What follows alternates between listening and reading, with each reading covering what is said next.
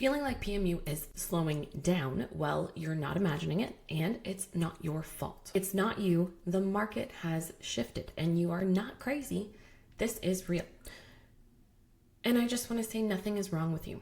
It's just that PMU has changed. This video breaks down why PMU is truly slowing down, and also why it has absolutely nothing to do with your talent, your hard work, your effort, or your worth. I'm going to walk you through what's shifted in the market and why even seasoned artists that I've spoke to who have been in it since the boom are feeling it too. And then at the end, I'm going to go through a few low risk changes that I see from my point of view can bring the stability back. Because here's the thing, every single market, including PMU and nails and hairstyling, every single service, they all go through the same stages. I'll explain what that is in a bit. And even though I'm talking about permanent makeup, this will apply to any beauty service and nearly any industry or service in general, because market stages is a business thing, not just a specific to this topic thing. So by the end, I do hope you feel less alone, less confused, and a lot clearer on what you can do, because there is stuff you can do, and without overhauling your whole business or overwhelming yourself, and something that is going to make sense in this chapter of permanent makeup and beyond.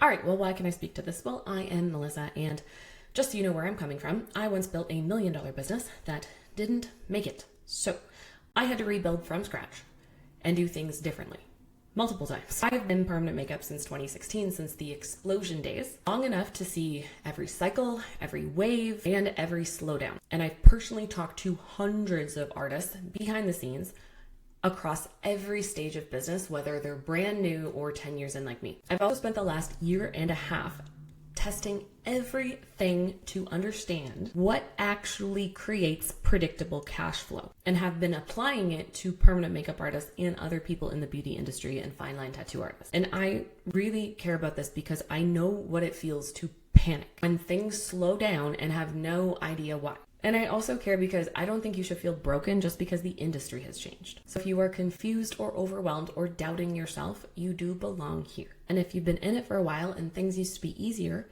and now they're not, you also belong here. And what I hope to share and what I want you to understand is what's happening, so that way you can stop blaming yourself, and that way you can start making small, grounded moves, not big overhauls. And I'm here saying this because hopefully I can make it seem less scary and less isolating and a lot more understandable, and hopefully give you hope. So let's dive in. So this is what we're talking about. So this is the cleanest way I can think about it strategically, and I will share things from my point of view. I am not magic. I am not guru. This is just my point of view based on my experiences.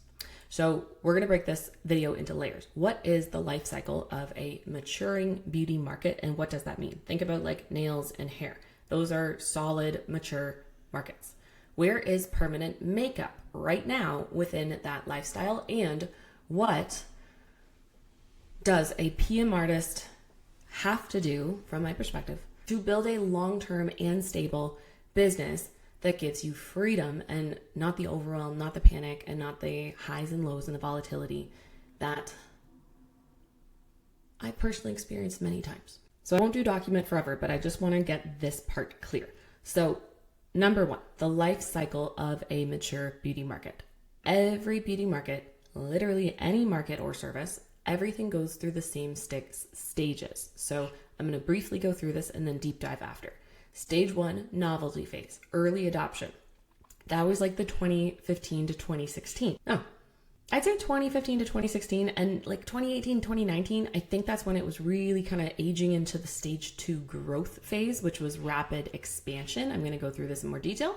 And that was 2020 to 2022.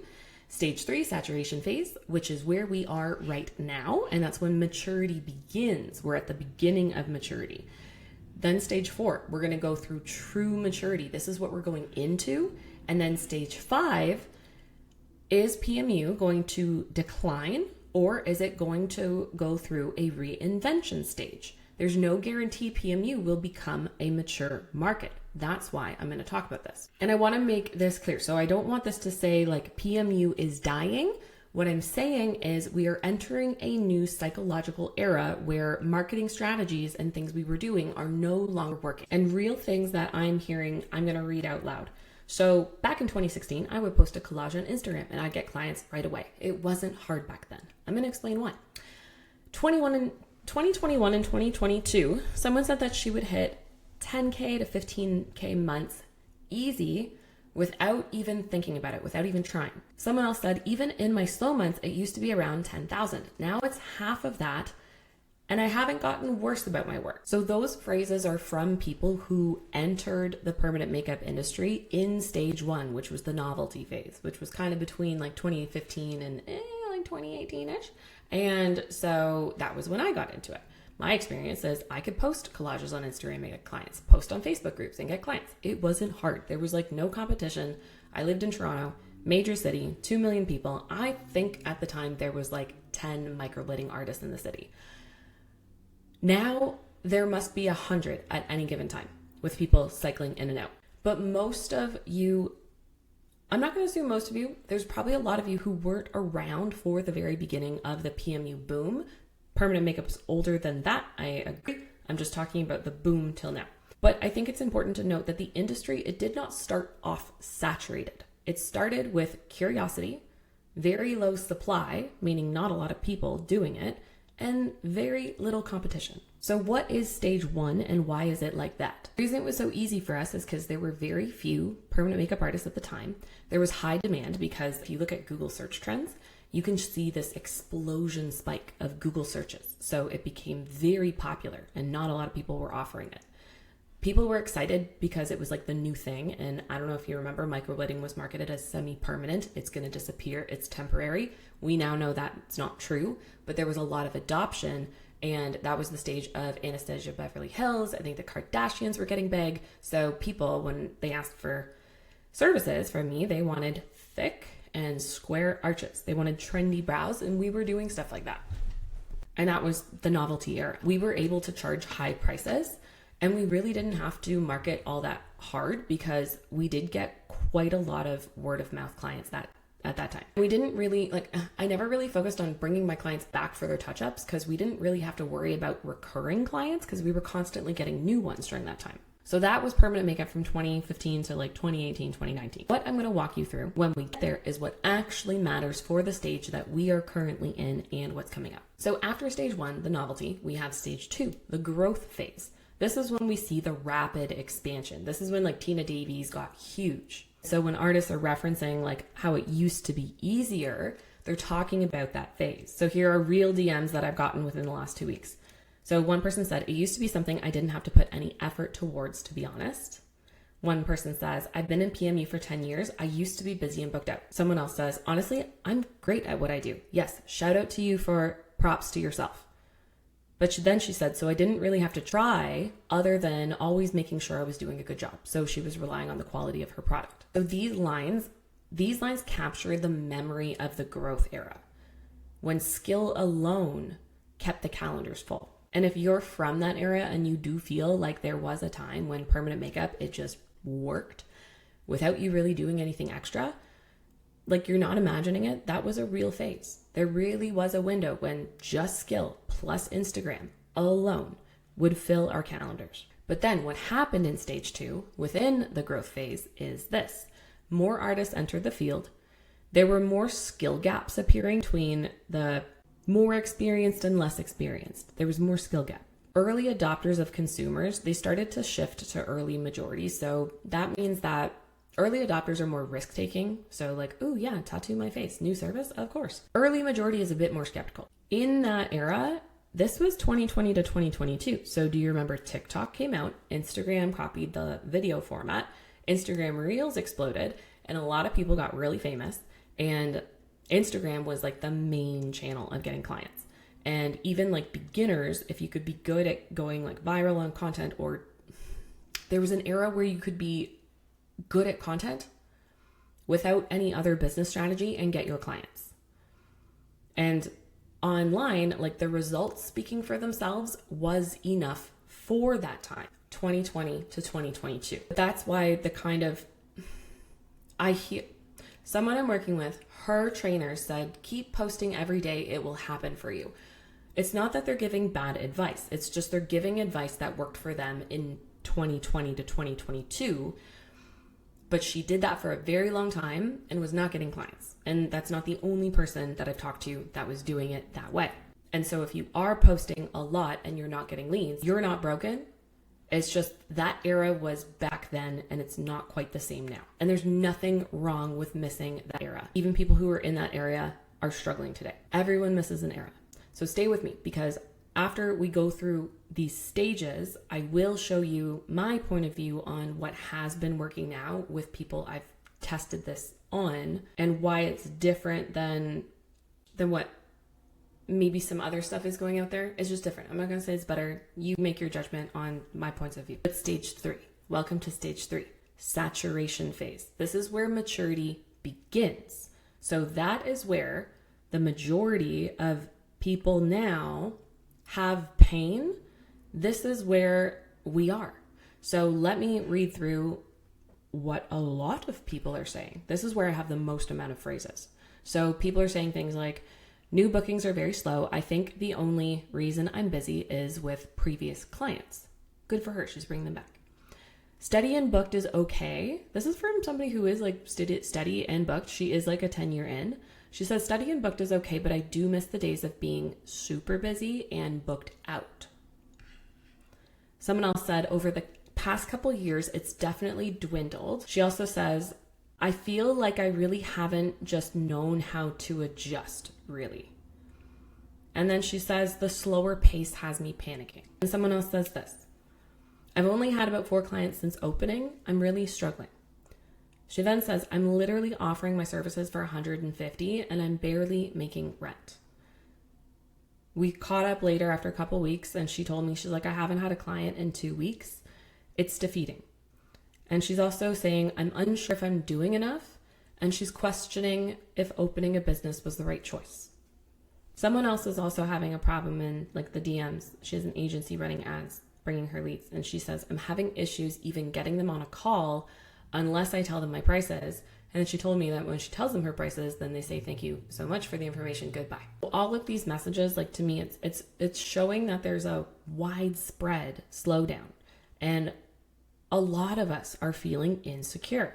We're feeling a lot of pressure on price. Prices that were working before are not quite working anymore. And a lot of people are confused on what used to work because they haven't changed what they're doing because it used to work, but it's showing now the emotional cost of all of this stuff happening at one time. And I've actually witnessed this change over this past year alone. Things that I was doing in January are not working now at the end of the year. So it's changed even this year. So this stage, this really hits the hardest, not because you're doing anything wrong at all, but because the industry has now just reached a point where skill alone is not enough. And Instagram alone is not enough. And people's buying behavior has also completely changed. So what really happens in stage 3, which is the saturation phase, when maturity begins? So this is where PMU is right now as we're nearing 2026. So why we're all struggling.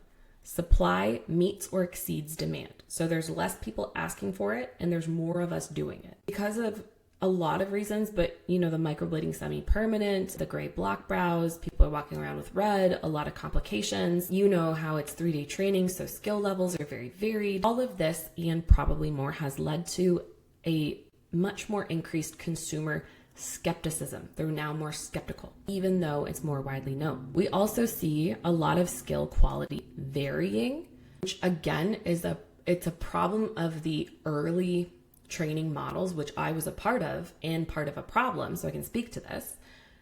We had the pressures of the 3-day trainings because a lot of the people that would come to us would be moms or working. They couldn't do anything longer. I pushed for a week-long course, but because of the costs involved, that would make it a $10,000 course. So when we bring in people, they would say, well, why is so-and-so shorter and cheaper? I'm just going to go there. There was not enough education when we are bringing on new permanent makeup students. There was more of the overpromise. If you remember the time of the financial calculators of how to make $100,000 as a permanent makeup artist, like that was the marketing going out and that was like the dream that was being sold. And then the training was like 2 to 3 days. And there was this huge issue where we couldn't we couldn't make a longer training program work at the time. I'm very happy to say that I know few people personally that are actively trying to solve this problem. And I love that I'm seeing now month-long training programs. If you are not in permanent makeup, please take something that's like a month or longer. Just know that 3 days is not enough. No shame. That's just the reality. The other thing that's happening right now is prices are stabilizing. So we know Instagram famous people that are charging like $1,500. My point of view is we're never going to get there. So right now, the prices are stabilizing. I've done a lot of market research on this. I've done a lot of testing with over 100 people. I am seeing market prices stabilize at like an ideal, like good volume price point of $400 total, meaning like, let's say it's $299 for the initial and $99 for the touch-up, maybe $450. I am seeing success at $550, but that is a growth. And I have another video on I wish people would only pay my full prices, where I talk about how it took me 5 years to get to the 500 price point. And I've worked with people who have been in it for 4 months who are trying to get to the 550 price point and why that's a mismatch.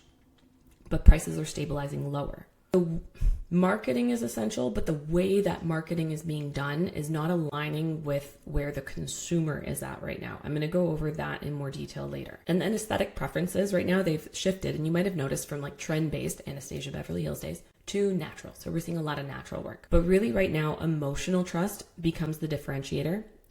I will tell you personally, I've run so many model ads to get students models, and we give it to the models for free. A lot of clients, we artists can tell the difference between someone who's new and someone who is not new, or just quality of work in general. Clients don't see that very clearly.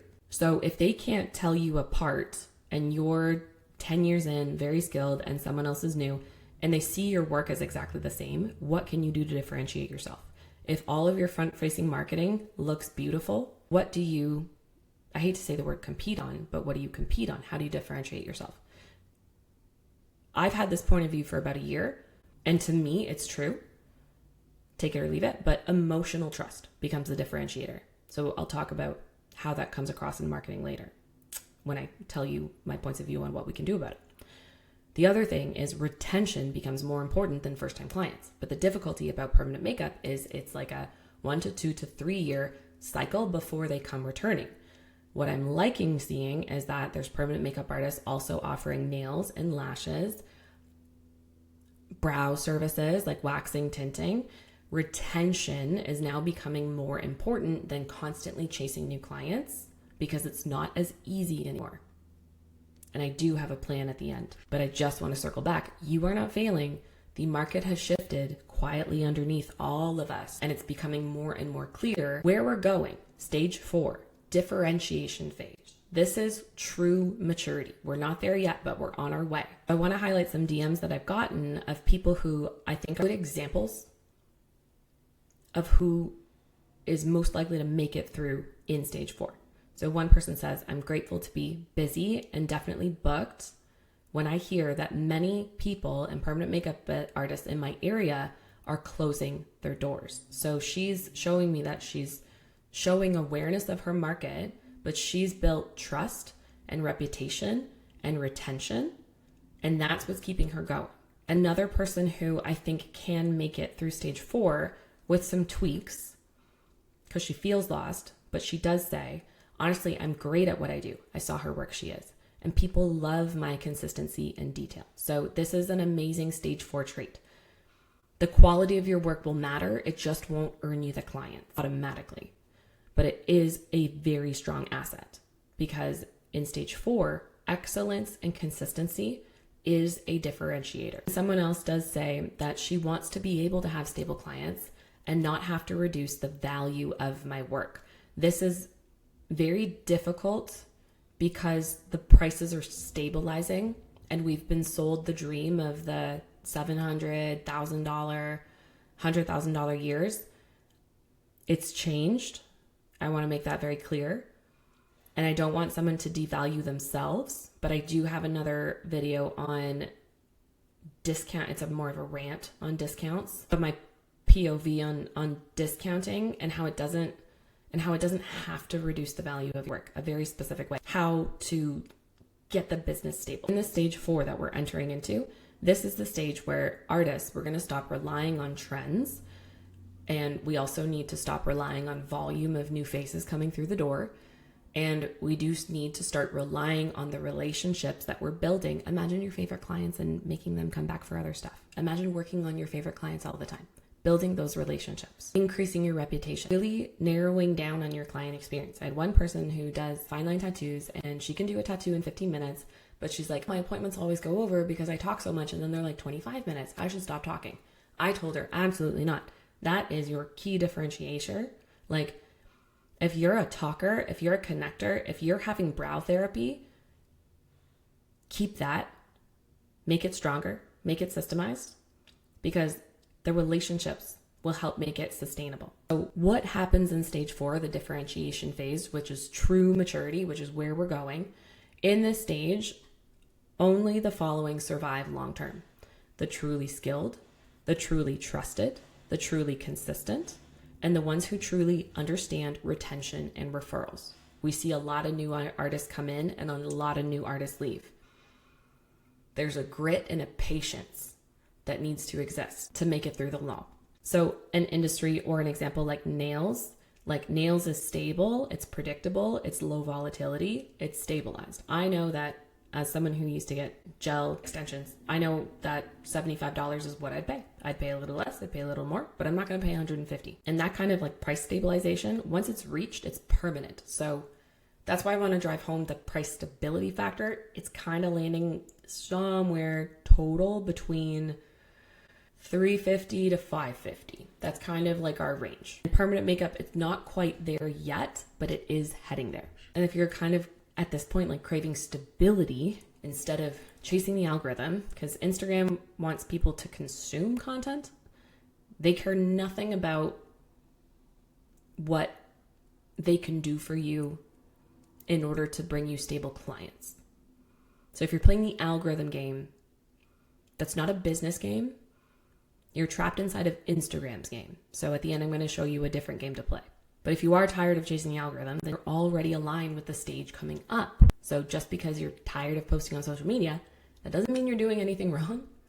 You're perfectly aligned with what's coming up, even if you still feel stuck in this kind of saturation stage that we're in right now. Stage 5, here's where it gets a little spicy. It either goes into decline or it goes into reinvention. So only a few people I've talked to have reached kind of this stage early, in the sense that they're talking about reinventing themselves. They're no longer just doing brows and lips and liner. They're going into paramedical, scar camouflage. They're going into non-PMU, but thinking about what services can people come back in recurring. Someone's thinking about skincare. That's tricky because your back bar product purchase is really high, so you hold a lot of inventory and it's quite complicated, but well worth it if you're passionate about it. Some people are getting into nails or hiring a nail artist. You're the permanent makeup artist, but then you hire other people who are really good about what they do, and then you cross-sell, upsell, get recurring clients, but you don't have to learn the skill yourself. So that's another creative way. Still problems because you manage. It's a different business model, but it's a way to evolve. So the people who are adopting multiple modalities, and I'm not one of those people. When I retired only just a few months ago from my permanent makeup career, I only did brows. I did microblading and ombre brows. If that's all I stuck with, then I would have phased out and died in business unless I reinvented. So I like what these people are saying. So one person says, I also offer eyeliner, lips, and paramedical tattooing. So expanding her offering, she's expanding naturally, and I don't know if she knows it, but she is responding to the market shifts appropriately. That's a good thing. I'm not saying jump on to every training. By the way, I would expand into one, get that going, and then expand into more. Don't over-index and spend $30,000 on new training courses. Or go to cosmetology college. That's too much. We don't need 10 services. We need like one more for now. Someone else says, I'm training for scar camo, areola restoration, and nanobrows. So she's reinventing herself and she's diversifying her services, and it's showing really good diversification behavior. And someone else noticed in her market that she says, I think many have stopped providing services. So this is people phasing out. So no judgment, no shame, but those who aren't adapting or don't know, I don't think people are doing this on purpose, but it's that feeling inside of, why did I open this business?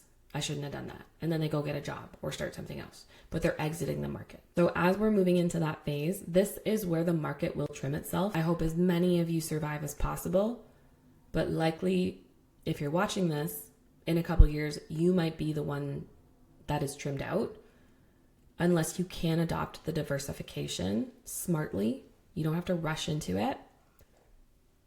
You don't have to panic and fix everything right now. I'm going to go through a plan at the end. But some will evolve and others are just going to kind of quietly fade out and exit. And I don't mean this like as a personal thing on you. Like, don't judge yourself on this. This is just what happens in any business industry when the market matures. So what does happen in stage 5, which is either decline or reinvention? So some artists are going to burn out and leave, and the market splits into tiers. We're going to have like premium artists still there. There will be maybe more either trend-based or lower ticket studios. We know that people are kind of comparing us to people on Groupon right now, which isn't fun. And we're going to have a lot of beginner churn because a lot of people are still going to be attracted to coming in the market without enough information, because I think or suspect, or my point of view is that a lot of people who have entered in the last year or two are entering with the dreams of the 2020 to 2022 phase, which is no longer here. So we will see a lot of beginner churn. I did hear a stat, don't hold me to it. When I was at PMU World last year, someone told me that 80% of permanent makeup artists churn on their first year. That means if 100 new permanent makeup artists come into the scene, only 20 of them will make it to year 2. That means the $5,000 or the $10,000 invested goes to waste. A dream is crushed. I don't know what they do, but it breaks my heart. So I'm trying to help and fix it with a video like this, because there is a way to not churn. We can't do what we did before in 2020 and 2022. Also in stage 5, only the premium and the natural and the trusted ones will survive recession cycles. I know we're going through a lot of economic changes. That's going to impact people who are new. So it's very important for client retention and relationships and differentiation, not in front facing, but in the emotional psychology that we're bringing to our business. More on that later, and that's my POV. The other thing is the new modalities. AI is here. I'm not talking about ChatGPT, make me a caption. ChatGPT, what should I say? Partnering yourself with someone who is more along and ahead in AI workflows, AI systems, who can help you get the job done the right way, or hard to say right or wrong, in a way that advances you with the minimal overwhelm and workload and maximum payoff and payout. So small action, high reward. Small action, high revenue. My discipline in my head is, all right, what do I have to do today? Which one of these is going to make me $1 today? And the discipline to actually do that one thing is very difficult. But that's basically how I think now. I'm survival mode expert, if you hear my story. And what will also come out and what we're seeing is like AI brow mapping, new tech tools. There will be new pigment lines. Scalp micropigmentation becomes bigger. Areola is becoming bigger. And these new kind of reinventions, nano brows was a kind of reinvention. And there will probably be more different types of trend modalities that come along. But this reinvention is really good because that's what gives this permanent makeup category its longevity, is the innovation that continues to happen alongside what we do. So if you're feeling the pressure to adapt, like right now, you're not alone, and there is a more calm way to evolve without scrambling, panicking, and impulse buying a magic wand system, if you know what I mean. After stage 5, stage 6, this is possible, but not guaranteed. This is where nails and hair is, and even eyelash extensions. It's stabilized maturity.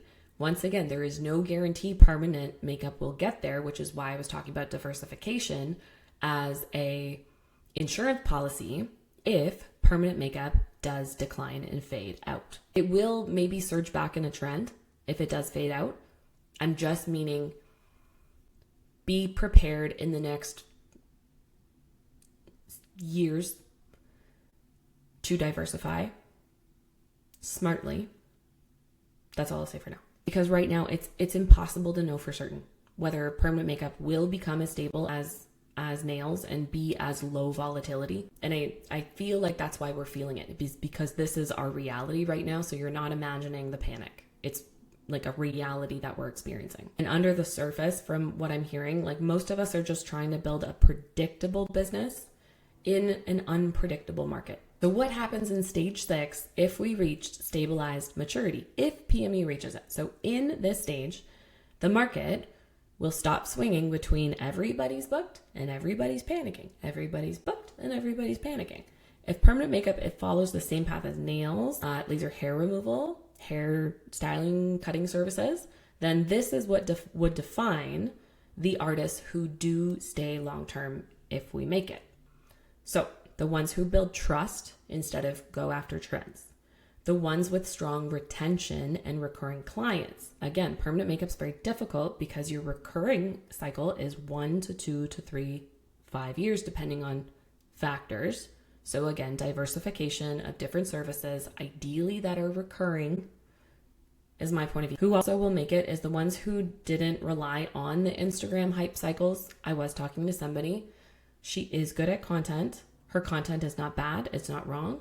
It's just the Instagram game, not the money-making game. And I say money-making game as just business logic and speak. But underneath it all, I believe that will be achieved through empathy, compassion, listening, and emotional intelligence, not hype, hacks, and things like that. That's my point of view. The ones who will survive are the ones with a system. We can't be overloaded. We can't manage a business if we're burnt out. We can't be good to anybody if we're burnt out. So systems, not just talent, not just marketing aesthetic.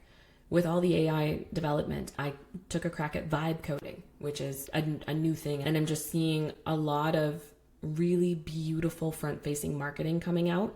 And I think it will be really easy to get that. And I think everybody will have access to beautiful front-facing marketing. So if everyone on the front-facing looks the same, your back-end system, your relationships, your retention, your emotional intelligence, and the way we communicate with people, bring them back, is what's going to set us apart and spread the word of mouth, because everybody stays the same on the outside and the skepticism is at an all-time high. People trust people. The ones who will survive will also be the ones who diversifies wisely, not chaotically. By this I mean, don't go out and go to like a full aesthetic school to learn all the services. Keep in mind, it took you a long time to be really good at permanent makeup. Whatever you choose next will take you also time to become good at it, differentiate yourself, build a client base, and work out from there. I like to think about how much am I going to be paid per hour. I like to factor in my costs and expenses, like a microneedling device for a FDA or Canada Health approved one is like 5 or 6 or 7 or 10 grand. And also the maturation of whatever market it is that you want to get into for services as well. The competition. One quick tip, if you do work with ChatGPT, you can run the ICE framework if you're deciding on a new service, which is impact, confidence, ease. If you have a few that you're deciding between right now and you don't know which one to do the ICE framework. Ask ChatGPT to walk you through it. And that would be one simple step that I would take to make a decision. From my point of view, that would be the smartest, most stable one for you right now, if that's where you're at. Ones who will also make it are ones who understand buyer psychology, not just beauty technique. So I know a lot of the people that I hear from just want to work on their clients. It's their favorite thing. They don't want to necessarily become a marketer. You don't need to become a marketer, but we need to think of any lead that comes in, even if you think they're bargain hunter, tire kicker. They're all a human. And the more we treat them like a human and we actually take time with them and we stop getting frustrated by people coming in and being, hi, how much? There is a way that you can prevent that question from coming up. There is a way that you can have someone come in and be like, if this is cheap enough, I'll buy it, to absolutely loving you from the behind the scenes buyer psychology, not pressure tactics, not just because you're super skilled, but making them value you and making you like the only choice because of understanding emotional intelligence and just human psychology. And ultimately becoming a more compassionate person is kind of all it takes. And if that's interesting, and you learn that, and different kinds of ways of selling. I like permission marketing, consent-based selling. If you're not a fan of sales, you might like that kind, which I do, because trust is a huge factor. Being the best is not a feature anymore. That works. And also the ones who adapt to technology early, like AI, automation, and systems, because we're going to need to do more, but it can't take you more time. I'm a fan of leaning on partners for areas that require a lot of time to become very skilled at. And by partners, I don't mean just paid partners, but networking, sometimes paid partners, exchanges. But we definitely need to consider that AI is here to stay and it's rapidly evolving and we don't know what things are going to look like in the future. So I would find a partner who is super nerdy about it so you can lean on them and focus on your business as opposed to trying to learn everything you can about AI.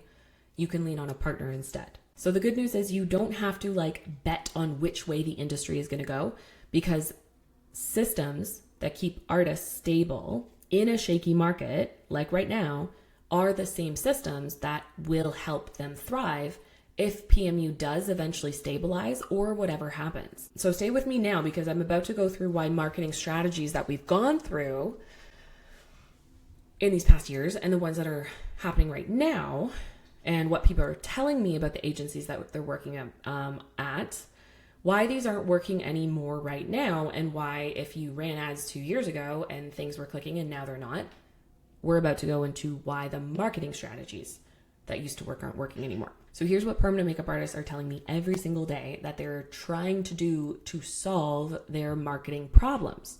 So this one person is in a coaching program and she's disappointed. So she says, I've joined a group and I pay monthly for coaching to learn how to get leads through ads and learn how to run ads. It hasn't helped at all. So I feel like I'm out here floundering. She said, we got a roadmap, but when I got questions, or when I ask questions, she gets back, well, have you followed the roadmap?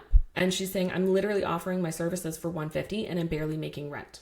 So what this is showing me is a downstream impact of marketing support that is failing what we actually need right now. We don't need more information, is what I'm trying to say. We don't need access to more video trainings or YouTube videos. We'll go through what is different. And she also says that I'm spending $10 a day on ads right now, which is $300 a month. And I am so completely lost. So that's person number one. Person number two, working with an agency. So I started working with an agency. It's been a month and I'm still not getting the results I wish. I'm having issues with even getting leads on a call unless I tell them my prices. And then she told me when she tells them the prices, then they say, why so much? And then they ghost her. So she's been working with them for a month. I had a call with her yesterday and I think she said she hasn't closed anybody, and they're having her spend $16 a day on ads, which is just over $450 a month. That means every week you have to watch just over $100. Facebook will take off your credit card. It adds up really fast. And she booked a meeting with them early December. Oh, no, she actually booked a meeting with me in early December. So she wanted to have more feedback based on like a full month of working with them. We actually chatted recently. We're going to chat again tomorrow and then in December, because I just like chatting with people and seeing where they're at, even if I'm not like a good fit for them. I just have a bleeding heart and I just want to help. Another person says, I want to invest more in the business, but I've been tight and unable to do so. So this is like the emotional context behind why us asking for marketing help feels risky. So in marketing, what's actually working and what's not anymore in this stage, because I'm in the marketing consulting world, I'm kind of in a similar boat with you guys where the skepticism is super high too. So we're both, me as a permanent makeup artist and me also trying to help, all of us were in a very specific moment in the permanent makeup and permanent makeup plus marketing world, how we market our permanent makeup services. Honestly, for a lot of other beauty services too. So the problems are the category is saturated. People like us, like permanent makeup artists, have been burned. I spent 30 grand on different courses too. I've been burned. I've been promised the money back guarantees several times. Kind of like the default reaction, I get this too. Whenever we see anyone doing ads or coaching or consulting, is we get that feeling is like, you're probably just like the last one. So when we were in the growth era of like permanent makeup in 2020 to 2022, this is what worked, and it's not working now. So bear with me. Simple Facebook ads and like guides, call funnels, those used to work. Marketing templates that we buy, plug and play systems, those used to work. The promises of book out your business in 30 days, those used to work. Those promises are still going out, and I talk to a lot of people where those are the promises being made and the promises are not being met. I'll just say that there. What also used to work is like one size fits all funnels, which is basically a lead comes into your world and there's different steps like a landing page or a video or something that makes them book with you automatically, but it's like one size fits all, plug and play. No longer working. And just generalists of like, I help service providers get clients. Those aren't really working anymore. Those like 5-day marketing challenges, that's not bringing stability anymore. When you watch a webinar, that's not bringing you stability anymore. Those marketing hacks aren't working anymore. Promise-driven marketing, $10,000 months, fully booked fast. It works for some, but it's expensive to play that game. I'm going to make a whole other video on different kinds of marketing strategies that are high risk. You got to be patient. They usually say give it 90 days, but you watch your bank account drain and drain and drain, and at the end of 90 days, you're worse off than when you started. Not because they lied to you, it's just they're still marketing as if it's 2020 to 2022. There is a company I worked with in 2023, and I met somebody who worked with them this year. I didn't ask any proprietary, but she just talked about the system, and it was exactly the same as it was in 2023. Nothing had changed or evolved. So people are still making these promises, but using marketing from back then when we were in a different, like in the growth phase. So why it worked back then is there was lower competition. The clients weren't as burned yet. Like they weren't as skeptical yet. Even funnels, like landing pages and all that stuff, like they were novel and new. So people weren't like used to them and jaded and like, now they're like, this is just another, I'm just about to be sold to, is kind of what they feel like when they see an ad. And ads were also way cheaper. The ads will always just get more and more and more expensive. So even though I'm an ads girl, that's why I talk about stability and relationship building. I'm going to go through I do dirt cheap ads, like $5 a day, $35 a week, because I've been in survival mode so many times. I had to have something that protected my finances. And at the time, in that growth era of permanent makeup, we trusted marketers at the time. It's not that people don't trust, because we've tried a bunch of stuff and we've worked with people and we've been stuck again. And I've had that happen. We were also kind of still in an early-ish digital shift, especially from 2016 to 2022, a lot of digital shifting happened, and the kind of guru, YouTube guru era was still alive, and that's kind of not really a good vibe that people like anymore. And buyers, our clients, they hadn't really recognized pattern recognition. Now, the way that ads have been done, if they're still being done from the growth era, people have seen it so much. It works in really unsaturated, very they're behind in the times markets. It can still work, but definitely not in a lot of our markets. And why it stopped working is everyone kind of copied the same funnels. Ad costs increased by 3 to 10 times. Marketers have overpromised, so now a lot of us are skeptical about working with anything again. Coaches popped up like weeds and they regurgitated everyone's frameworks. And so now permanent makeup artists, Like we're seeing like patterns and red flags and we're like, ooh, stay away. And people like myself and like people that I've talked to, and probably some of you, have paid for expensive programs or expensive agencies or expensive ads and not gotten the return on investment. So now we're like, well, I don't want to do that again. What do I do? And like hyping, like being like all that, like, oh, I make 20 grand and all that stuff. Like it's lost its credibility. Sure, there's a lot of proof, but the proof is from 2020 and 2022. And also right now, we are entering survival mode. We don't have as much money to spend on those marketing things and take those risks. And because of all of this, survival mode with our nervous system, we have lower cognitive bandwidth. So it's harder to make decisions. It's easier to get stuck and paralyzed or overwhelmed and anxious or make a panic decision and a panic purchase as like a last ditch effort, but like spend our last penny on it. So I don't want that to happen. So all in all, like the industry, like we're saturated and we're burned. And like a lot of the marketing kind of just sounds like it's blending together. So it's hard to know who to trust. So why this matters for like you right now and us in this stage. So most BD marketers, just like I said, they're selling stage 2 tactics. Like they're selling stuff, they're doing stuff still. Like I saw ads literally yesterday that an agency is running for somebody. I don't like to say there's a right or wrong way. It's just from my point of view, they're running ads that did work that aren't working anymore. At least from not the 100 of people I've worked with. And we're a stage 3 market. It's not going to work anymore. And now like us permanent makeup artists, like we can smell like that over promising instantly. And yes, please do take it as a red flag. There are other paths forward. I don't think it should cost like $10,000 for you to survive.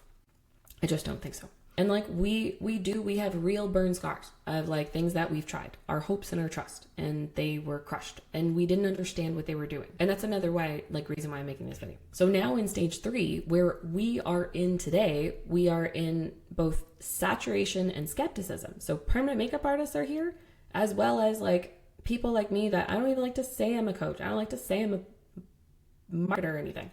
Like it's very hard to define what I do. I'm kind of coming up with like a systems partner because I've tried making training videos that people didn't get reliable results from. So I stopped doing them. Like I don't want to harm people. And yeah, we're both in a saturation and skepticism. So right now, with what we're experiencing with like who can help permanent makeup artists and BD people, there's a hypersaturation of agencies. There's a hypersaturation of coaches. There's a hypersaturation of consultants. There's a hypersaturation of like social media freelancers that'll do your social media. And there's a lot of people being like, I help beauty pros get fully booked. And there's clones and clones and clones of them. It's hard for us to trust. I don't blame us. We have defensive buying behavior. Like if we smell sales, like we are gone, like ghosted. And both of our clients for permanent makeup and like us looking for marketing help, like we're fatigued on the ads. We are very skeptical. We're emotionally exhausted. We really have like a hunger for low risk solutions, not like an overpromise hype. And there's a lot of those options missing in the market. And so us in survival mode, like I am no stranger to survival. Low liquidity, meaning low cash flow. I have blown through my savings twice in the last 2 years and had to start from scratch. Survival mode is my mode. Low bandwidth. I've had 2 major significant life things happened this year that completely crippled my mental health. I, in fact, couldn't work for 6 months. Low bandwidth. Hypervigilance. We are scanning for red flags constantly. So we're super skeptical because we don't want to waste any more money again. Like there's a fear. Valid fear. The fear is not invalid. It is a good fear to have. Like it's a protective mechanism. It's a good thing. But we're also facing the shame of not doing enough. And it's not that we're not doing enough. It's just the market has changed. I'll go over a system. So what has stopped working in stage 3 that used to work? So generic like ad copy, even like those $100 off ads. I don't want to say they'll never work. I'm just seeing patterns of them not being the reliable, low cost, low risk system that we dream them to be. And big promises, I hope are stopping working. Or if they're big promises, I hope to, whatever we pray to, that they deliver and that they don't deplete you of your savings. And it's also not working is like certain, like just plug and play funnel templates, like online courses only is not going to save us. Just seeing revenue screenshots is not enough to like convince us now. Any sort of certainty. Like I never make any promises because I can't. Like I don't think anyone should. I don't even like doing money back guarantees because I'm like, there is no guarantee. Like there is no guarantee. And those money back guarantee, I've lost money to them. I'll just say that. And then done for you offers without transparency. I have heard a marketing company say, well, why would I tell you the process that we do before you pay? Do you honestly expect me to share with you how we do what we do before you pay me? And my answer was like, yes, like I do expect that. So definitely if they hide stuff,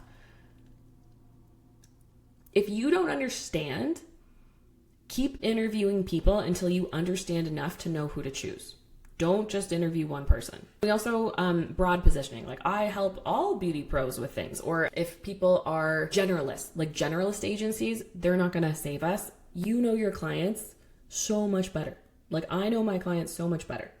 I've had agencies tell me for content, the best people to do it is the person who talks to the clients. There's no agency that's going to be able to give you what we need because broad, general social media content is not going to work anymore. Emotionally intelligent, connective, empathetic, compassionate, storytelling, like agencies can't do that for you. But there is a way that you can partner with like an AI and with like an AI systems expert who can build you something that you can make like amazing stuff or like hand it off and you can make it really fast and it does work. Also, if someone's pressuring you into enrolling into their stuff, steer clear. If you're getting 21 follow-ups in like a week, steer clear. But what still works? Okay, this still works, but with nuance, not just automatically, but ads will still work. They do, but I like low spend because they can work with low spend, but consistent testing. Ads are not launch an ad and it works forever. That's the mistake I see with people with ads. They'll launch one ad, spend like $100, nothing happens, nothing works, and then they're like, ads don't work.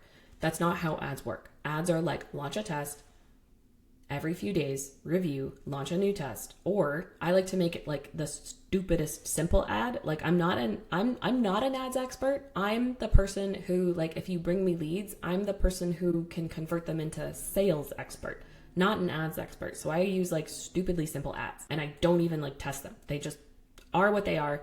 We don't change them because they work. We need lead flow. Anyways, content will still work. But it's not the posting everyday Instagram game. Like I don't even use reels, like photos on a page, 9 photos on a page, less than 100 followers. We've made her like $2,000 in, I would say 45 days. And like, okay, maybe that's not your dream outcome, but just the fact that it's possible to not play Instagram's game, have 9 posts and less than 100 followers and make $2,000 anyway, and only have spent $5 a day, that's nice. DM conversations, absolutely. Huge focus. Not, hi, welcome to my world. Want to book a consult call? Because I will tell you, real numbers, out of 145 leads, one of my top people booked 20 in-person consults. That's 125 no's. Fortunately, her lead costs were very low. And fortunately, she's a very experienced business owner and she converted every single one of them and made 11 grand off of them. She's the exception, not the rule. The DM conversations matter a lot and that's a big skill gap that's missing. If you're used to doing DMs with your followers and DMs have been working for you, but you're no longer getting leads, I'm going to say with 90% certainty that if you launch ads and you do your DM way, it still will not work because those are not the same leads. There's a difference between cold and warm leads. Story for another day. And I think that's like really it. Like there's more, like of course reviews are going to help, but like those are the 3 skill gaps that I see the most that are missing. And definitely high empathy. Like not treating leads like an annoyance because they're wasting your time or they're not replying to you. Like real humans are busy. Real humans get back to you. Like I have a longer buying cycle, meaning that when someone enters my world, it typically takes them about a month to buy from me. I accept that. I nurture the relationship because when I get somebody, it's way easier for me to keep somebody than to pay more money to get more people on board, new problems that I haven't faced yet before, or I can keep working with the same people that I love. So I'm going to spend more time like talking with people, having more empathy, because I'm seeing them as like as long as I can, like a lifelong relationship. That would be amazing. As opposed to constantly chasing new people. Like my last business, $1 million business, we were getting 150 new customers a month, but we didn't keep them. That was the problem. That's why it failed. We enrolled, God, I want to say anywhere, like somewhere between 1,000 to 2,000, but they only bought once. The mistake was we didn't focus on them. We just chased more. That's what's not going to work anymore. And what I hear underneath the surface from beauty service founders and what I want is safety, calmness, stability. I want people in my life who understands my daily reality, community. I want low risk options. I want to see not just like revenue proof, but like process proof. Like show me what it is I'm getting into. Like show me the bad stuff too, like real stuff. And I want someone who doesn't overpromise. If someone promises me something or overpromises, I'm like, no. Also, I don't think people are looking for this, but this is a philosophy I have. The revenue and the clients we get are the outcomes and the big wins.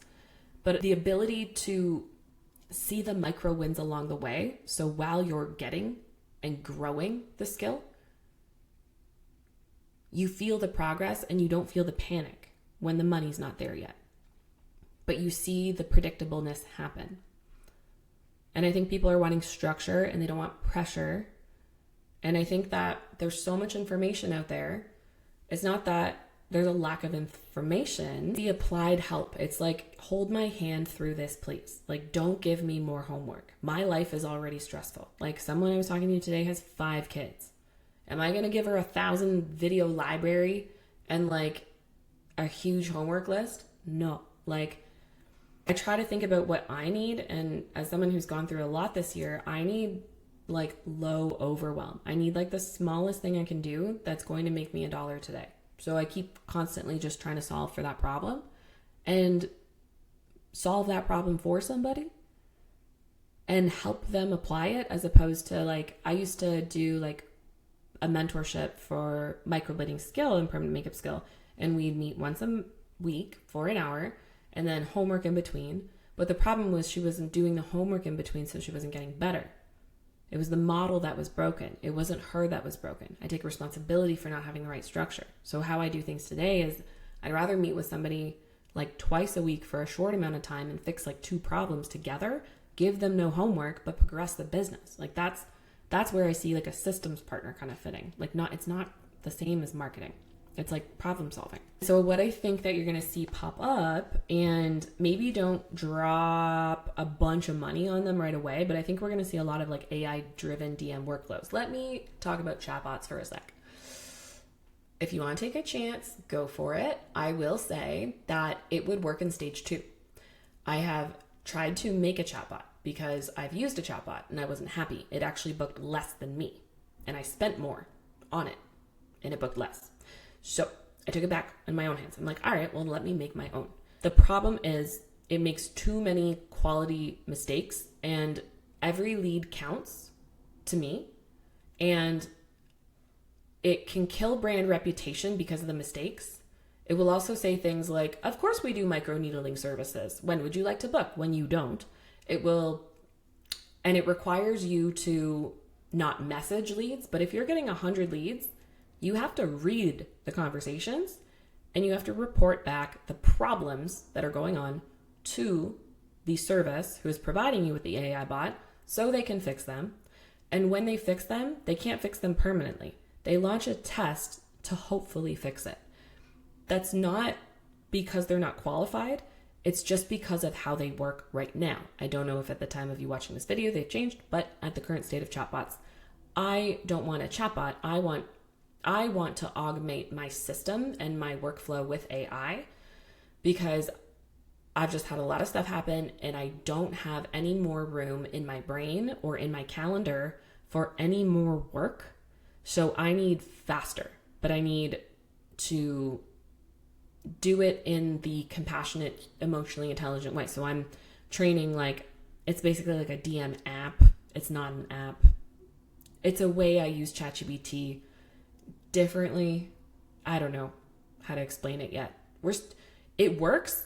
I just, you don't know how to explain your business properly. That's where I'm at. But I love the way it works though. Like I can just sit and reply to people and not have to think, but feel so good about what I send and feel so authentic and true and really build that relationship. That's what I designed it for. But I designed it myself. It's just not a chatbot. But I think human augmentation is where things are going. That's where I stand. Because you need to be the expert if you're going to use AI. AI will sound 1000% right and be 100% wrong. Like, absolutely. Your expertise. You don't need to be an expert in everything, but in the very few things we need to achieve to make sales and predictable income, we need to be an expert, or at least 80% expert, or at least 50% expert in a very tiny amount of things. To make good decisions. That's all. You have to be a decision maker. I think what we're gonna see more, and I hope, is like permission-driven marketing and nurturing, like not forcing ourselves and pressuring people into stuff, but like really seeing if we're in alignment, because I want like a great person to come in and I want to work with them more, not to get more money, just because I love what I do and I want to love what I do with people I love. And I want people I love to bring in more people that I'll love, where we can all have a party together. That's kind of the permission-driven, nurturing, relationship building way of marketing in a systemized way in here. Content, not fame-driven content, but content that also drives the nurturing and the trust. Storytelling. If you watch a lot of my stuff, I actually get my content. Actually, you've heard me execute a system today. I was curious on what's happening in the permanent makeup market. And I heard from a very high up leader that, the permanent makeup market has matured. I heard that in the spring. I was curious on it, so I made a report to understand better myself. But I have a system where I take the DMs and the calls that I have, and I extract the phrases very easily that I told you to include in my content so I can tell stories. If you ever watch my stories, I produce those as scripts, but they are a thought dump of my day. So it's a real authentic story. I usually highlight like one thing that happened that day, and I have basically a content app that I made that just produces what I want as quickly as I can so I can get something out, but something that I feel good about. So like little ecosystems, like creating very efficient AI workflows, not from scratch and trying to figure out how to do that, because that took me 2 years, but like working with someone who can help you make systems so that way you can stabilize your business, but personalize to your business. So now I'm going to tell you the plan, the step-by-step, simplest way I could come up with that I've been testing for the last 2 years. This is the way that I approach things. Take it or leave it. You don't have to. This is not a pitch. I just want to share the approach I take to business and marketing now, after going through everything and after working with over 100 artists. Thank you to everyone who allowed me to work with you to figure this out so far. And there's more to come. But if anything of this resonates, I just want to remind you, you're not doing anything wrong. The rules of the market have changed. The game has changed. And so when you're seeing people struggling who didn't used to, or if you're new and you're struggling, this is exactly what happens when a market shifts from demand-driven into trust-driven. And that's where we are. So that's where we're at. And what it needs is a stabilizing solution, not like not a rapid growth explosion like we had in 2022. That's too risky because those don't work anymore in the same way. And because like newbies or oldies like us, we can't survive on luck anymore and taking chances and risks. And no matter what level of artist, we can't survive on just Instagram alone anymore. It plays a part, but Instagram will also sunset too. So I'm thinking ahead. What's principle driven, that no matter what platform comes out next, I will still make money on day one, as opposed to have to learn the algorithm.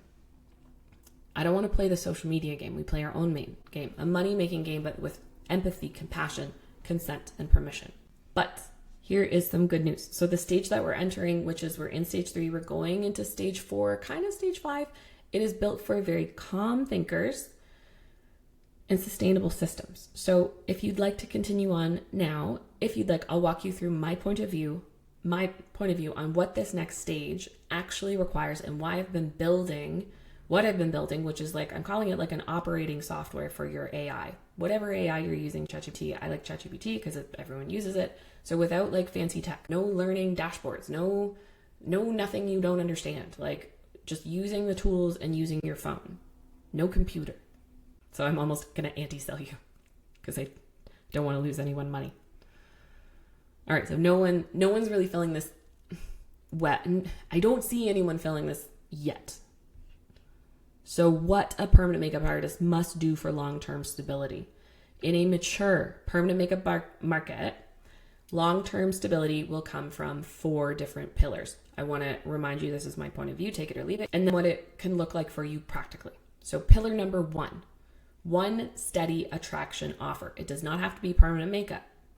I'm not saying advertise 20 things. I'm not saying you have to be on every channel and do TikTok. One reliable entry point that keeps new eyeballs and new leads flowing all year round for dirt cheap. I'm talking about cheap leads, not the perfect leads. So this could be one permanent makeup service. This could be one like soft intro offer. We're doing like a nail version. Very simply, Russian nails, free nail art. It's an entry point. And then she cross-sells. No landing pages, not even a website needed. Just Instagram and Facebook, sending ads leads straight to the DMs. When you send it through a landing page funnel, that's when it gets expensive. It's not bad, it's not wrong, it's just more expensive and more risk. When you send ads leads directly to the DMs as cheaply as you can, with a very simple $5 a day ad that you don't need to test and tweak to find the perfect people, which by the way are the smallest market that everybody is competing for to find the best people. So I do different. I focus on the mass majority. I bring in 100 leads a month because 10 of them are great. The next 10 are pretty good. And then the rest of them I don't need. But through filtering of the language that I use in the content and the language that I use in the DMs and the relationship, my favorite people from those 100 cheap leads emerge and stay. No matter what in sales, even if you're getting the best leads, you're still going to get 90 no's to get 10 yeses. I just want to do that the cheapest way. Doesn't matter if you're doing this strategy or a different ad strategy, you're always going to get more no's than yeses. I'm just trying to do it cheaply and as a system. So this is a survival mode product that I've built. The start of it. This is always going to be the base layer. Whenever I work with somebody, it's always at survival mode first. It doesn't matter how the industry evolves. We need a channel flowing where we're getting some kind of client flow predictably. On average, we get 4 to 10 clients in the first month and we grow to ideally target like 15 to 20. No more than that because we focus on growing your business internally. We don't want to overload you with more DMs and more complicated stuff. It's all about being super simple because my brain can't handle it anymore. And I'm a hard worker, a 14-hour-a-day person. It's 9 p.m. at night and I'm filming a YouTube video. And I'm going to edit it tonight too. Pillar number 2. So we get the lead flow and the client flow in on something. And we get the cheapest leads we can and we convert as many of them as we can. But here's where it gets different. We can't keep chasing the same people because ads are going to continue to get more expensive. Sometimes we got to pivot that thing. But here's where the magic is. The client retention and lifetime value mastery. Lifetime value. Very quick on that. Customer lifetime value. A permanent makeup client comes in for $500. And then in 2 years, she comes in and it's $250. That lifetime value is $750. And imagining they never come again. If you bring somebody in for nails at $75 and you also do permanent makeup, or you bring them in for permanent makeup and then sell them nails, let's do that.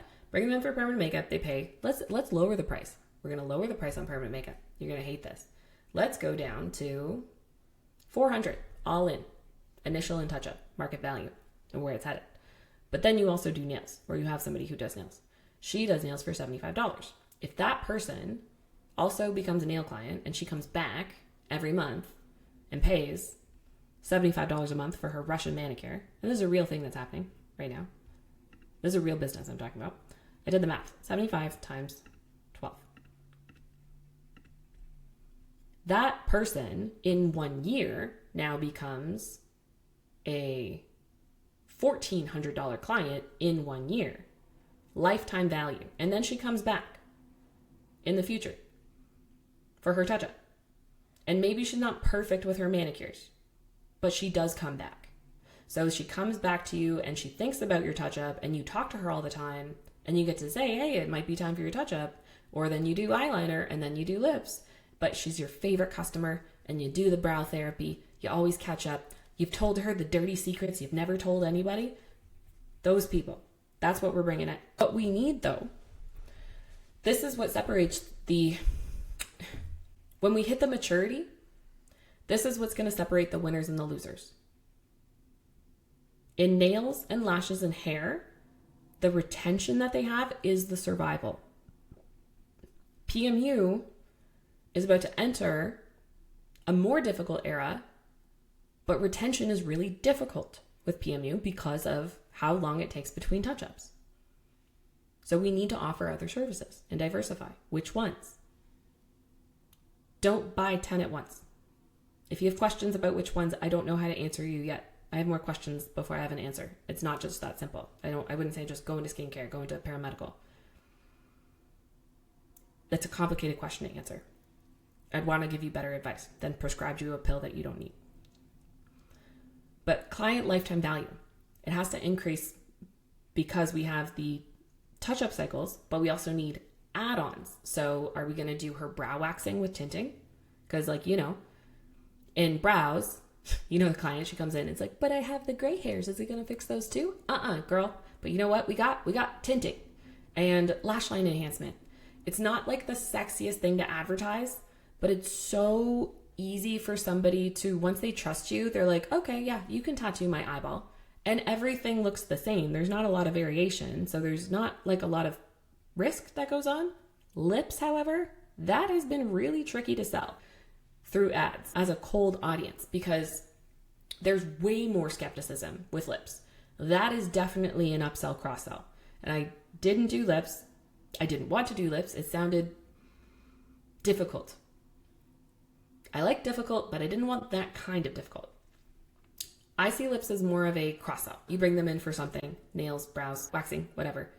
And through the relationship building, not through pressure. I did have somebody say, she's like, no, I just don't want to be like a salesperson. I'm like, it's not about being a salesperson. It's about systemizing it to make that outcome happen. Like on average, you bring in 10 clients for whatever service, 1 or 2 of them will buy something else, and 1 or 2 of them will refer somebody else.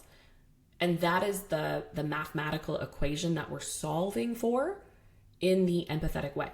But it's achievable. But basically, when you bring in the 10 clients, we have a compounding business because when a referral brings in somebody else, they're more likely to refer. There's a whole mathematical equation on it. Ultimately, we're getting customer retention, increasing how much they spend with us. And we're going to talk business and numbers, but there's compassion behind here. So don't judge me on saying like the salesy kind of stuff. We bring in a customer. We make them worth more, and we make them come back more frequently, and we make them bring their friends.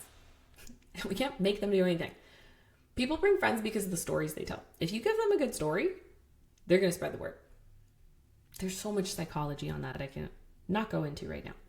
But ultimately, that is the stability operating software to adopt for the mature era that we are in, the early and the one coming forward. So cross-sells, upsells, referrals, and retention. That is the long-term game. That is not something that front-facing fancy websites, the more content you post, it's not going to fix that. It's you as the human and systemizing how to bring that out and working with your fears about not wanting to be pitchy. I wouldn't send a mass text if I wanted to cross-sell something. I would individually message people, and I'd probably start with my favorite people, and I would give them a VIP discount. I would also encourage, like once they're in with me, I have a whole different rant on discounts. VIP discounts, like, don't we all love the Sephora points and the birthday gift? Is Sephora Actually, side tangent story. I was a executive account sales trainer for Bare Minerals and Buxom, so my job was to go to all the different Sephoras in my region and train them on the products, techniques, and such. At the time, Sephora was a brand that refused to discount. There was holiday sets. There was never a discount when I worked with the Sephora, 2018. And now I see advertisements about their discount celebrations. Sephora, Louis Vuitton brand is discounting. Premium brand is leveraging discounts. So if you're against them, can't change your mind, but I do have a discount rant. I would want to treat my best clients better. Give them advantages. Give them more stories to tell. Pillar number 3. So the content and brand becomes relational, not flashy, not perfect, not like, look at me. I have a pimple here. I have no makeup on. This is my hair. That's my dog. This is my reel. I had a perfect background before. I started as a makeup artist. I did 60-minute faces to show up online. My preferred way of reaching people now is through understanding, empathy, connection, making sure that they feel seen, heard, and respected, and most of all, have their own agency of choice and that they feel aligned. Because in a mature market, algorithms flatten, trends become boring or scary, and skills all look very similar. You can be amazing and you've worked so hard to get there, and I'm so sorry that it's no longer enough for you to make it to the next level. But you've done an amazing job so far. It's just a small pivot for you to continue to survive, and an awesome job at being so good. No matter how long you've been, really early people also dedicate a lot of time to being good. Whoever is dedicated to their skill, keep doing it. It is important. It's just not going to save you, but it is important. There's also consumer overwhelm. There's so many choices, and that's why they're like, oh, so-and-so is like cheaper down the street. And skepticism goes up for sure. Like even like ads, like if you get a lead through an ad, they're waiting to be sold to. And if you prove them right, they will ghost you. People don't ghost you because they're bad leads. I can do a whole video on that. I run the cheapest ads on purpose, and I do the work to make them value me. That's a skill. It took me 5 years and I'm still not perfect. So I feel like you have bad leads. You don't have bad leads. The market has changed and we need to change. The scripts I had for 2 years are no longer consistent. They were rock solid for 2 years. This year, steadily my scripts have been declining. So I've been adapting. We have like AI adapted scripts. They're like flexible hybrid. But pure scripts alone are no longer working either. From my point of view, emotional buying and emotion and how they feel about you is the only differentiator, and we can communicate this in our words, not in our colors, not in our logo. We are severely neglecting storytelling. Who's obsessed with Harry Potter? How many times do you watch Lord of the Rings on repeat? Like, The Office is amazing because of its writing. Like, every visual thing, like all the reels, there's writing behind it. I think that's being neglected. I've been stuck in the like, make $1,000 in 7 days because I didn't know what else to do. So I learned the skill of trying to, be authentic, like work with emotion in writing. And so that's why now people who are struggling now, who did not used to, who were making $100,000, who were doing $10,000 to $15,000 a month, they were part of the novelty wave and the growth phase. But now, I think everybody, myself included, we need emotionally intelligent content. We need perspective-based content. Your point of view. What I want to actually celebrate is you as a human as your differentiating factor. So how do we bring you out into your content, even without showing your face and doing scary things? That's the problem to solve. Human storytelling and identity-aligned writing. So people feel like, you can call it a tactic. I prefer to speak to people on a peer-to-peer level because that's how I feel. And that's how I feel like we'll connect better. I'm not above anybody, but I am a permanent makeup artist. I have been in the beauty industry since 2013. I owned a college. I've produced 15 online courses. Like, I feel more aligned. Like, I've struggled to work at beauty companies because in like a customer support role, because I was like, no, they're having problems. They're just like me. And like my heart was too big and I couldn't do that job because I feel so like I am a small business. Like if we're not, like we're all small business owners, like all of us. So identity aligned messaging, including with your clients. And so that's exactly like, it's just how things have naturally progressed for me. I've been going slightly based on instinct, but I've also done a lot of measuring and analytics and data and testing and comparing like email subject open rates and a lot of different metrics that I won't go into because no one likes the numbers when I talk about them. But I've been unconsciously building an antidote for a maturing market because I've been experiencing a maturing market on my side. So I've solved for my problem. It just happens to be principle driven. So it's been working. I've been applying it to permanent makeup and other beauty services. I just talk about permanent makeup, but I've done fine line, laser, Botox, skincare, microneedling, lashes, nails, and more. It's easier for me to talk about one thing. So I picked permanent makeup because that's what I did for so long. And lastly, pillar 4, operations, like our day-to-day, calm, predictable, and loops. So predictable booking cycles, like predictable, like ahead, like planning ahead. Like not just like, oh no, like I want to be fully booked out for like 2 weeks or 4 months. Like there were days where people were booked out for 2 months, like getting back to that, but understanding what makes that predictable because we can't ride the growth waves that we had before. DMs are very different. I actually have a demo with somebody tomorrow because her way of DMing, we had conversations about her leads and stuff, and she's curious to see how I would DM. So I'm actually going to DM some of her leads tomorrow and show her the system on how I do it. And it's like a framework, so it's always consistent, but it's not difficult for me to execute, but it's high story for another day. Not trying to be on all the channels.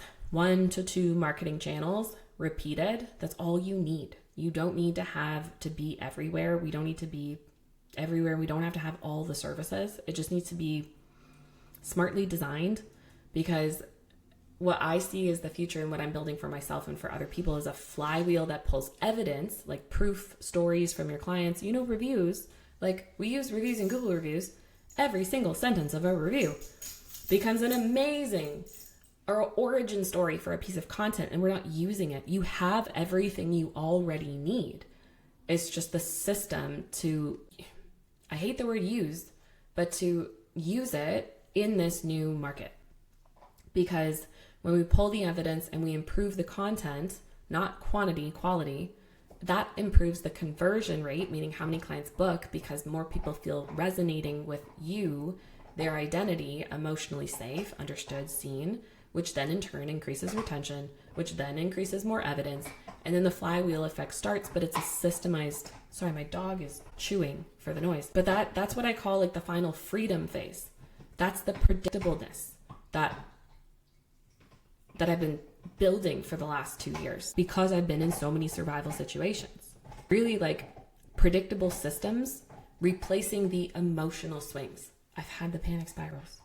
I have the days where if I'm not working, I'm anxious. I have to work. But how this all ties in, we're going to wrap it up now. So at the end of the day, my point of view is my point of view. Take it or leave it, but it hasn't really changed. But as the markets have shifted and as I've learned more and connected myself with more technology, sorry for the dog, more technology, more AI, and I'm trying to predict the future as much as I can, this is my point of view. Stability first. Lead flow before anything else. You need quantity of conversations. That's what I believe. We need one simple system that we can repeat, and then retention becomes our security. Because ads are going to get more expensive. The market will mature further. So keeping your clients is the goal. And imagine all of your favorite clients coming back. You also get to choose which ones come back. That's nice. And then proof over trends. Empathy over performance. You can tell by my red face and flyaways. Not trying to be about performance. I just really feel for the people that I talk to. And it sucks to see so many going through this, including myself. And lastly, predictability over pressure. So feeling pressure, I'd rather feel predictable, and that's when I feel safe. I could talk a lot about the nervous system, anxiety, and a few other mental health concerns and situations. And I will say, even if I don't have the dollar yet, knowing how I get the dollar and knowing how I keep that safe for the long haul, that reduces the pressure in my life. And so these aren't just theories. It's just what it's what a maturing permanent makeup industry and any beauty service and any kind of industry is starting to require in order to survive long term. And none of it means that you're behind or that you missed anything. It just means the market has changed and the rules are changing with it, and no one told us. And I hope if this helped you breathe a little or made you feel less alone in what you've been experiencing, please share it with somebody else, either in permanent makeup or in the beauty industry, because I promise you, if you have been feeling this way, there is another person, another business owner, another female founder, another permanent makeup artist that you know who is feeling it behind the scenes and not talking about it.